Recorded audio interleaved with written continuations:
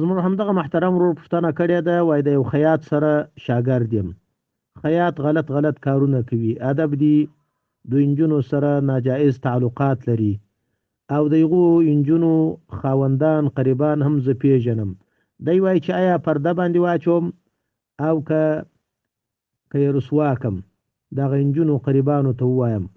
الجواب حامدا مصلي وبه توفیق. محترم وروره، ستا د دغه پوښتنې په جواب کې به ووایو که چیرې داسې طریقه جوړېدلی سي چې ته امر معروف او نهي عن منکر والا مجاهدین په رابطه کې د هغو سره په جریان کې سي او کوم وخت چې دی د دغو انجونو سره په نامشروع اړیکو باندې اخته یي، په هغه وخت کې دوی راوغواړي، نو دا به ستا دپاره د دنیا او آخرت سعادت او کامیابي وي.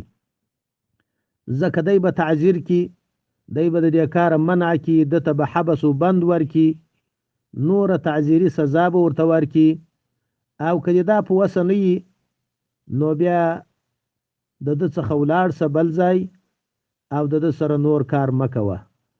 ځکه که ته د ده غلطو کارو ته ګورې او باندې ناراضه هم یې او بیا هم د ده سره کار کوي، نو خدای مکړه ته دنیایي کار ته ترجیح په آخرت او په دین باندې ورکوي. نو لہذا بیا د ده څخه ولاړ سه، د بل استاد سره شاګردي شروع کړه. والله اعلم بالصواب.